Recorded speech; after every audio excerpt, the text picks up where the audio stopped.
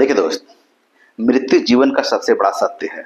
इस सत्य को जानते हुए भी हम अपनी नासमझी के कारण रोज किसी न किसी प्रकार मरते रहते हैं। कभी हताशा से, तो कभी हमें अहंकार मार देता है, कभी कुंठा हमें मार देती है, कभी चिंता में हम मरते रहते हैं, तो कभी हम अपने सपनों में मरते रहते हैं।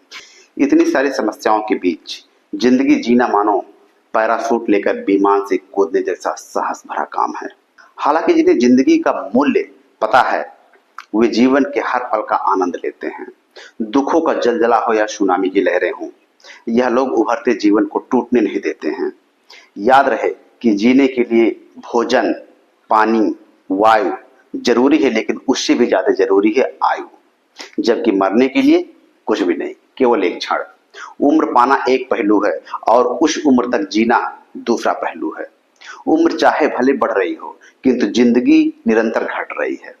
उम्र तब तक बढ़ती जाएगी जब तक कि जीवन की डोर है, किंतु जीना अपनी समझ, दृष्टि और दिशा पर आधारित है। जब तक हम जीवन को समझ पूर्वक नहीं जिएंगे, तब तक यही कहा जाएगा कि लंबी उम्र तो पाई, किंतु कहना मुश्किल है कि हमने लंबा जीवन भी जिया या नहीं। जीवन विकसित या वृद्ध होने की प्रक्रिया हो सकती है। विकसित होना वर्षों में जीवन को जोड़ना है, वृद्ध होना जीवन में वर्षों को जोड़ना है। वैसे उम्र कोई आंकड़ा नहीं, फिर भी जीवन को जीना मायने रखता है। यह अधिक महत्वपूर्ण रखता है कि कौन कितना गहराई या सुगमता से जीता है।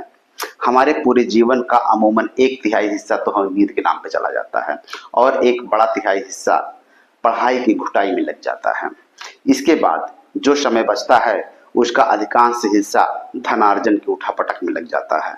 शेष बचा समय खान पान, मौज मस्ती, मित्र रिश्तेदार आदि के नाम पर खर्च हो जाता है। सारा जीवन हम खुश रहने की तैयारी में ही बिता देते हैं और वास्तविक खुशी के लिए हम आवश्यक प्रयास नहीं करते हैं।